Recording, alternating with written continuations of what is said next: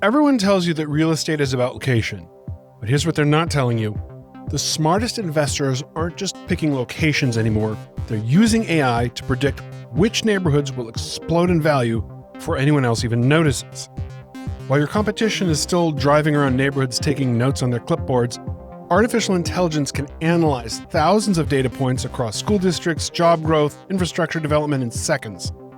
What if the edge that you've been looking for isn't in your gut instinct or your decades of experience, but in teaching a machine to see patterns that human eyes just can't catch? Today's task is pretty simple. We're going to use AI to develop appreciation metrics for real estate properties so that you can figure out how you would expect a property's value to grow that go beyond just basic yield, how much cash you're getting in for every dollar you put out. This is valuable because while everyone can calculate immediate yield, the real wealth is built by identifying properties that will appreciate faster than the general market. And now AI can help us spot those opportunities before the crowd catches on. First, we're going to prompt Perplexity to design a custom research framework with 4 key metrics and data sources. Then we're going to run that framework through 3 different AI platforms, Perplexity, Gemini, and Claude, to see which one delivers the most actionable intelligence. A reward at the end is going to be a comparison spreadsheet that reveals hidden gems, properties with both strong immediate returns and high appreciation potential, and it'll do it more accurately than any human could by analyzing manually and cross-referencing dozens of data sources. And it'll do it in about 5% of the time that it would take even the smartest analyst to compile by hand. I'm Evan Goldstein. I'm a licensed professional engineer and a data scientist, and I'm building the AI Capitalist R&D channel to give you the tools you need to conquer the world of profit. Why don't I invest in the stock market? Technically, I actually do, I guess. I have the target retirement fund that takes some of my income, socks it away in standard indices, and is designed so that I don't have to think to let the money grow. But in reality, the stock market doesn't grow.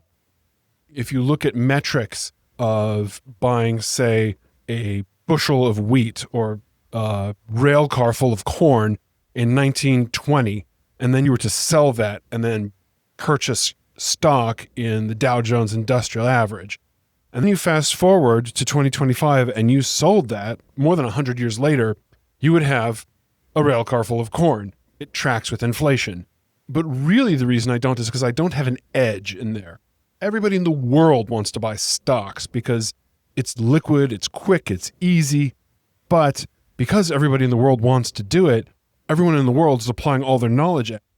So I'm competing against hundreds of millions of other people who are sitting there writing their own algorithms, think they have their own special method of picking the right stock. My grandfather was a retired doctor. He used to bet on the stock market, and he would do day trading, and he would sit there timing it out, like when his finger would hit the mouse to buy and sell. And so he said it was like listening to the stethoscope when you're measuring someone's blood pressure as to when to exactly time out the pulse rate of the stock market. I don't have that kind of specialized knowledge. He did it pretty well, but I can't do that.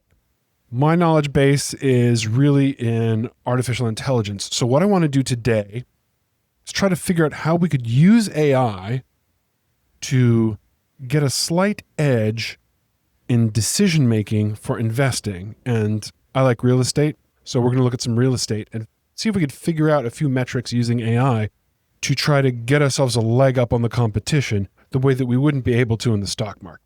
When investing in real estate, at least the type of investing that I do is cash flow investing. So you want to buy a property that is set up in such a way that it's giving you revenue from the first day. So you don't buy in San Francisco, which is actually a lot like stock market investing, and it's more gambling. In appreciation investing, you put the money down, you may be paying in huge sums of money every month trying to keep this property going, while you hope that you get those double-digit returns where the prices went up 25% in a year. Now, I lived in the Bay Area when prices were going up $100,000 a year on houses, and people were like, I'm rich.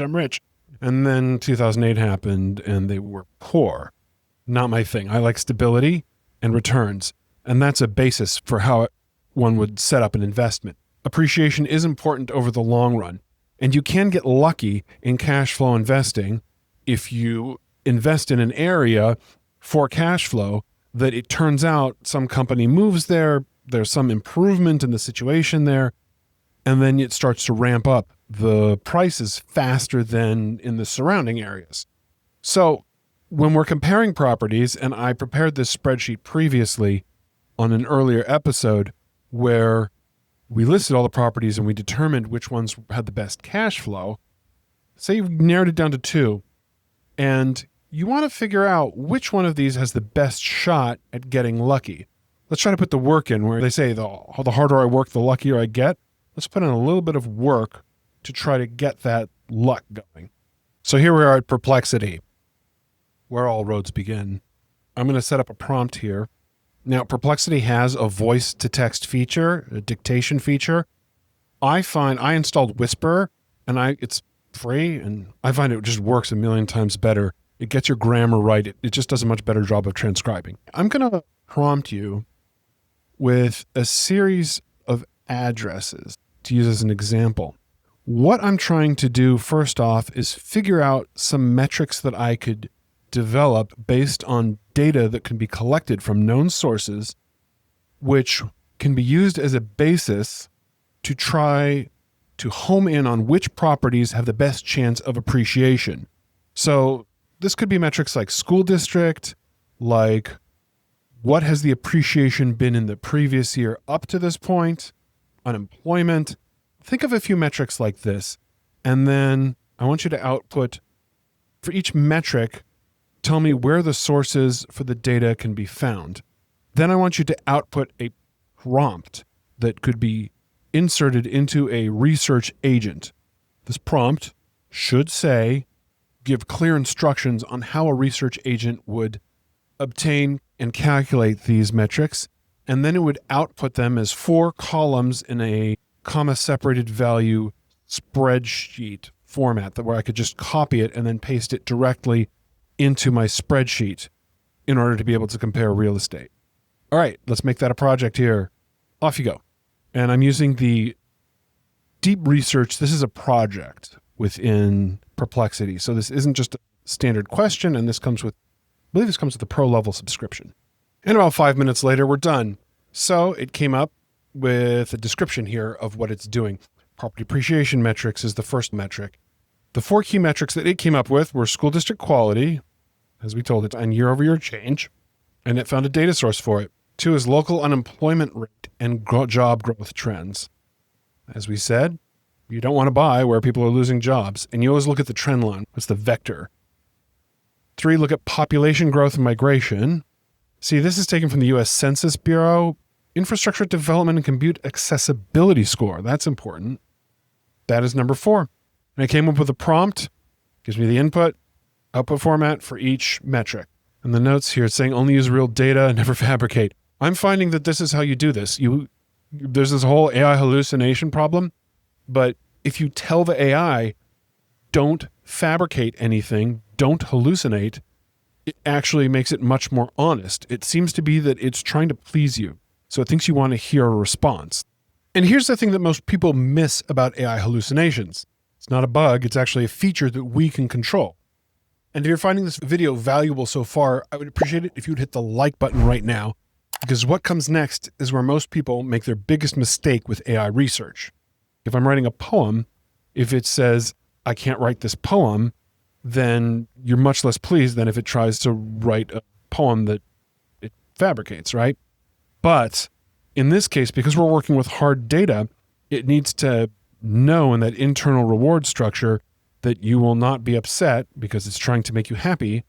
You will not be upset if it does not fabricate and it just says data not available.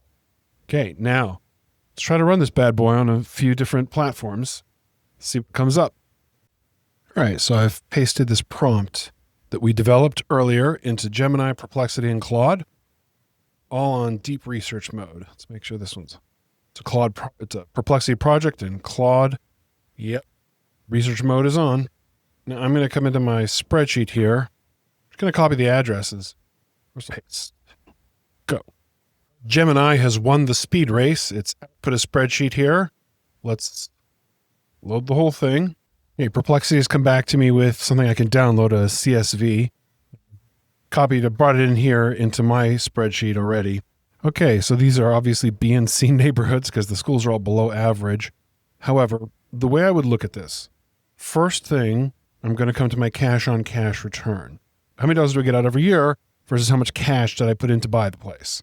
So the first thing I do is I sort cash on cash descending to try to get the highest value producers up at the top. The whole point of this exercise is that doesn't tell you everything. However, this is what we're trying to research, is what other metrics can we look at besides that to determine whether a property has potential to appreciate. Now, what's interesting here is the Perplexity, it seems to have done a county-wide search, so there's nothing to really compare. It doesn't get granular down into the neighborhood size. So there's nothing to differentiate any property from any other in this tight of space. But here's where it gets interesting. While Perplexity gave us county-level data, one of the other platforms went rogue in a completely unexpected way. Meanwhile, Claude got stuck. It has more questions. So what I want to do here, I'm going to tell Claude, I want you to create an index that's going to tell the total overall potential for appreciation based on the metrics that I've defined in my preliminary prompt, and then create a comparison spreadsheet that shows the data gathered for all of the properties so that I can look at them, make an apples to apples comparison. So just do it for the properties I provided you, and your output should be something that I can copy and paste into a spreadsheet. Now, Claude is telling me it has some questions. This is interesting. It's much more interactive. Okay, meanwhile, Google is done, and it's given me something that I can work with here. In this case, it's actually gone a step further, and it's developed its own indices. So, sort of 1 to 10 rating for several different categories, and then it came up with a key recommendation. As if I were to own this property, what would I do? Would I just strategic hold? Would I add yield, add value, or would I dump it? Okay, and meanwhile, Claude has output these lovely columns, or this CSV of its own assessment. Paste that in right here. And we see some of these have declining populations, but some have increasing. And that's reflected in these appreciation index. I told it to come up with its own metrics and its own way of doing it because I'm more interested in what the AI comes up with than what I waste my time spinning my wheels trying to figure out. So here's a fun fact. I just put the Claude data in here and I'm comparing it to the addresses I have here. Now check this out. This is exactly why you cannot trust AI blindly. The results I'm about to show you will shock you. It hallucinated most of the addresses. Suspect. It got 3 of the addresses right, and then the rest of them, it just completely hallucinated. All right, so we're going to stick, I guess the clear winner here is Gemini. What's interesting here is that there doesn't seem to be such a correlation between these data sets.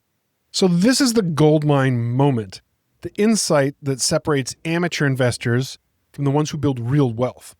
Watch what happens when we cross-reference these numbers. The cash-on-cash returns are not necessarily correlated heavily with the appreciation index. In other words, you can have your cake and eat it too.